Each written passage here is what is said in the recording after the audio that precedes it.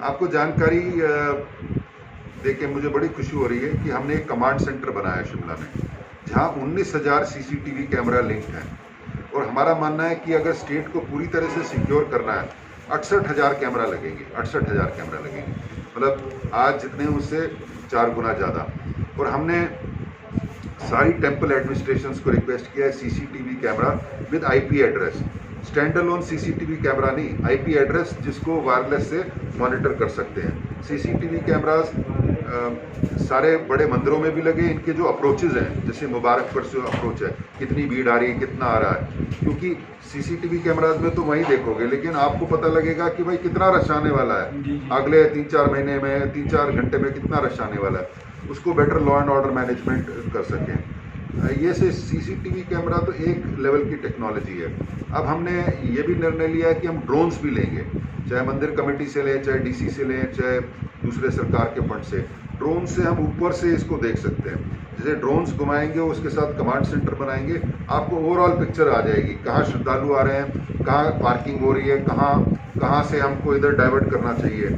हमने कुछ ड्रोन लिए हैं और शिमला में भी हमने उनको जैसे टूरिस्ट के अगेंस्ट कोविड मास्क पहने इसमें इस्तेमाल किया है।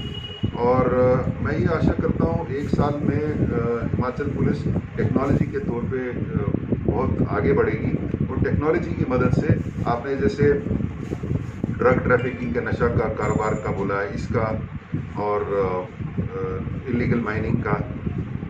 25 तारीख को सीएम साहब आके हमारे कमांड सेंटर का इनॉग्रेशन किया था उन्होंने, तो उसमें माननीय श्री सुरेश भारद्वाज जी भी थे और एजुकेशन मिनिस्टर गोविंद सिंह ठाकुर जी भी थे।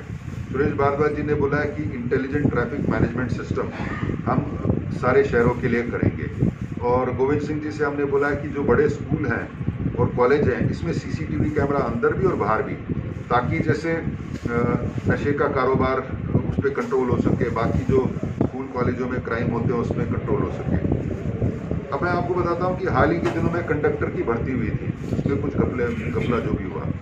अगर सेंटर में सीसीटीवी कैमराज होते तो क्या पता ये नहीं होता। तो हमारा आग्रह सरकार से ये है कि आज के दिन में हमारे पास 19,000 कैमरा है, इसको 2-3 साल में बढ़ा के 68,000 कर दें, ड्रोन्स वगैरह का इस्तेमाल हो, तभी जाके ये जो स्थिति जो आप बोल रहे हो बिल्कुल ज़ीरो हो जाएगी और हम बिल्कुल almost crime free type state हो जाएंगे। जब से हमने कुछ कदम उठाए हैं, हमने देखा है कि कोई ऐसा वायलेंट क्राइम वगैरह हिमाचल में नहीं हुआ, जनरल शांति है। और हम चाहते हैं कि एवरी क्राइम जो भी कुछ हो वो रिपोर्ट हो, इन्वेस्टिगेट हो, डिटेक्ट हो और उसके बाद प्रोसिक्यूट हो, ताकि एक अंग्रेजी में एक वर्ड होता है इम्प्यूनिटी। इम्प्यूनिटी का मतलब है मैं कुछ कर लूँ और फियर ऑफ नो कॉन्सिक्वेंसेज, अंग्रेजी में उसको बोलते हैं, कोई परवाह नहीं कि कुछ कोई नहीं होगा, नहीं, वो नहीं होना चाहिए।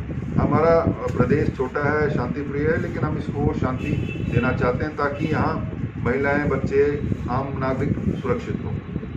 सर, हिमाचल में आजकल इसका कारोबार, नशे का कारोबार बहुत ज़्यादा बढ़ रहा है और पकड़ भी बहुत हो रही है, इसके ऊपर आपका? देखिए, आपकी बात दुरुस्त है कि हिमाचल में नशे का कारोबार है, लेकिन ये गलत है कि पिछले 2-3 महीनों में बढ़ रहा है, बल्कि पिछले 2-3 महीनों में इसमें बहुत धरपकड़ हुई है। और हमने अच्छे अधिकारी जो बॉर्डर पे है, जैसे नालागढ़ है, आम का बॉर्डर लगता है, ऐसे ही नूरपुर है और बाकी जगह भी जो हमारा बॉर्डर है वो उसमें अच्छे हम अधिकारी लगा रहे हैं। और एसएचओ और बाकी जो स्टाफ है वो भी हम ठीक लगा रहे हैं।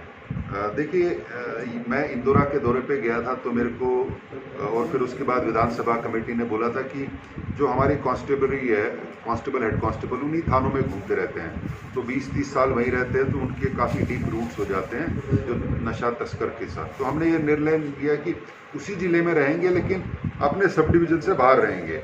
एक तो रोटेशन वो कर रहे हैं, अच्छे अधिकारी लगाएं। तीसरा, हमने देखिए ऐसा है कि ये धरपकड़ तो होती रहती है, इससे कोई घबराता नहीं है। अब हमने ये निर्णय लिया है कि इसमें जो फाइनेंशियल इन्वेस्टिगेशन है वो भी हो।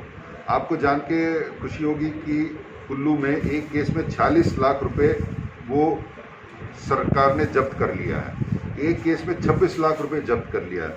तब से हमारा सबसे बड़ा जो चिट्टे का जो अड्डा है, बेसिकली एक्सेस है, वो नूरपुर इंदौरा से है, वहाँ भी हम कार्रवाई कर रहे हैं। आपकी जानकारी के लिए एनफोर्समेंट डायरेक्टरेट जो दिल्ली में है और जो प्रॉपर्टी अटैच कर लेता है, उनके साथ भी समन्वय बना के हम काम कर रहे हैं, इनकम टैक्स डिपार्टमेंट से भी, क्योंकि ये साल चलता रहता है, लेकिन हम इसका अंत चाहते हैं। अंत इसका तभी होगा जब फाइनेंशियल इन्वेस्टिगेशन होगी और उनकी प्रॉपर्टी सीज हो जाएगी या अटैच हो जाएगी। इस मामले में हम काफ़ी तेज़ी से काम कर रहे हैं। हम केसेस भी जैसे मैंने आपको बताया, इसमें भी हम धड़ाधड़ केसेस कर रहे हैं। और जब तस्करों को ये पता लग जाएगा कि ये काम करने से इसमें कोई मुनाफा नहीं होगा, तभी वो इसको छोड़ेंगे, नहीं तो तब तक बेल पे आते रहेंगे, करते रहेंगे। प्रदेश में आत्महत्याएं, दुष्कर्म के मामले बढ़ते जा रहे हैं, उसके ऊपर सारा नहीं, ये आपकी बात गलत है। देखिए, दुष्कर्म के मामले बढ़ रहे थे, लेकिन जब मैं आया मैंने एक 26 नंबर रजिस्टर हर थाने में लगाया, रजिस्टर ऑफ सेक्सुअल ऑफेंडर्स। वो हम देश में पहले थे। जब हमने किया तो दूसरे राज्यों ने भी इसको फॉलो किया। अब क्या है कि जब से हमने रजिस्टर किया है और हमने उनके ऊपर निगरानी रखी है, तब से ये क्राइम बहुत कम हो गया है। और हाल ही के दिन में आपने 1-2 महीने में बलात्कार वगैरह जो क्राइम अगेंस्ट वुमेन काफ़ी कम हुआ है, क्योंकि हमने एक रजिस्टर रखा है। देखिए, हमने जब सुसाइड्स को स्टडी किया तो हमने ये देखा कि सुसाइड्स का नंबर मर्डर से काफ़ी ज़्यादा है, लेकिन किसी वजह से सुसाइड पे कोई ज़्यादा फोकस या अटेंशन नहीं है। तो हमने देखा कि 2018 में 780 सुसाइड हुए थे, 2019 में 707 हुए थे, इस साल शायद क्रॉस कर जाएगा। तो अब हमने सुसाइड्स को अपना एक प्रायोरिटी बना लिया है, और 1 जनवरी से जो सुसाइड्स हो रहे हैं उनका भी रजिस्टर मेंटेन होगा। सुसाइड 2 तरीके से होते हैं। एक तो 174 की कार्रवाई होती है, जो अपने स्वैच्छिक इच्छा से सुसाइड करता है। दूसरा होता है 306, अबेटमेंट टू सुसाइड, जैसे इन लॉज अगर लड़की को तंग आके वो सुसाइड कर ले। तो दोनों के केस हम इस पे ला रहे हैं, और हम पहले राज्य हैं जो करने वाले हैं। इसमें हमारे राज्य को बहुत सराहना हुई है, क्योंकि अब इसको फोकस लाया है, तो धीरे धीरे इस पर काम होके मैं आशा करता हूँ 1-2 साल में इसमें भी कमी आएगी। लेकिन क्योंकि आज तक इसमें फोकस नहीं था। आपकी जानकारी के लिए हम एक और रजिस्टर अब चालू करेंगे, वो अनआइडेंटिफाइड डेड बॉडीज़ है, क्योंकि कई बार डेड बॉडीज़ पड़ी मिलती है, उसका कोई वाली वारिस नहीं होता, उसका भी रजिस्टर करेंगे। हमने आधार के जो डीजी है उनको भी लिखा है कि आप इनका एक्सेस हमको देखो, क्योंकि आइडेंटिटी पता नहीं लगती, लेकिन अगर उनके फिंगरप्रिंट या आईबॉल लें तो उसकी आइडेंटिटी पता लग सकती है। ये इन्वेस्टिगेशन के लिए नहीं है, लेकिन ये है कि उनको एक ऑनरेबल लास्ट राइट्स, फ्यूनरल मिले, बरियल मिले, कि मतलब नहीं तो उसको म्यूनिसिपैलिटी उसको डिस्पोज ऑफ करती है, पंचायत डिस्पोज ऑफ करती है। हम चाहते हैं आइडेंटिटी इसलिए पता लगे ताकि उनको हम ऑनरेबल दे सकें।